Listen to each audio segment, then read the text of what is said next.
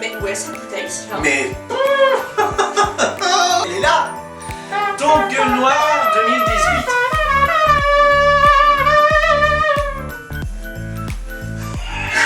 Et ce soir, c'est Manon qui va nous déboucher cette bouteille. Exactement. Et je me suis trompée d'ustensile. D'ailleurs, ça c'était hier. On espère que ça vous a bien plu le vin chaud et que ça vous a réchauffé un peu. Mais oui. Donc là, il faut savoir vraiment, vous avez toujours une séance en fait dans la vidéo. Vous pouvez prendre le temps d'aller aux toilettes, de faire cuire un poulet éventuellement. Non, c'est bouchon. Bouchon. Donc on va voir maintenant ensemble ce que ce vin-là représente au niveau de l'œil, du nez, de la bouche. Et puis après, bien évidemment, comme d'habitude, avec les accords mets et vin. Tout à fait. Et bien maintenant, Déguste. donc, vous regardez, vous pouvez aussi déjà sentir. Vous connaissez la musique. C'est un vin jeune encore une fois parce qu'il y a les fruits rouges, on est d'accord. Très très très fruité, beaucoup de parfum de fruits rouges et une belle couleur quand même rouge vif. Hein. C'est un rouge intense, hein, très profond. Exact. Il est assez épais déjà, on le voit, en fait c'est vraiment super.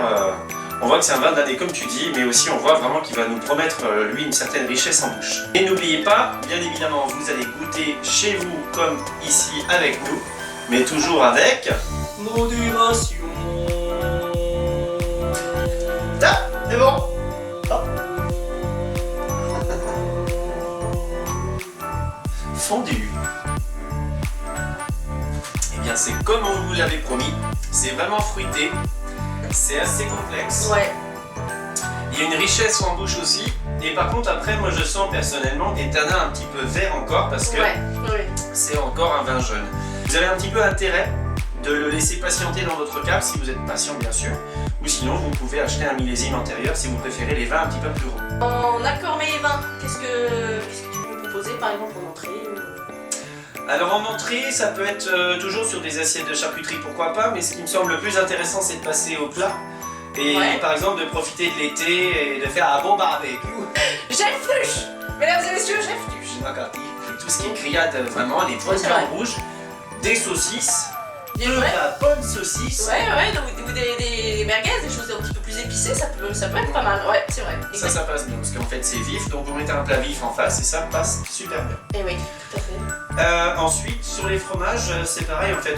Vraiment sur un plat d'été, pourquoi pas, une saison d'été c'est pas mal. Si vous voulez le mettre en hiver, oui, mais il faut vraiment le servir à température ambiante pour qu'il gagne en fait en chaleur. Toujours. Parce que s'il est trop froid, il va vraiment pas vous plaire. Et à ouvrir le matin pour le soir ou le matin pour le midi, il faut que vraiment que ça... C'est important. Voilà, n'ayez pas peur. C'est un petit détail, mais ça fait toute la différence. Exactement.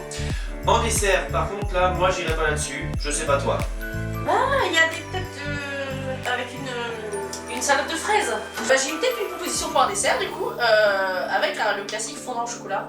C'est pas mal. Ouais, qui se marierait vraiment bien avec ce vin qui est jeune et vif aussi. Et ouais, et puis le vin rouge avec du chocolat quand même, c'est connu. Voilà pour ce qui était de la dégustation, des accords mets et vins. Je pense qu'on a fait le tour du repas, etc.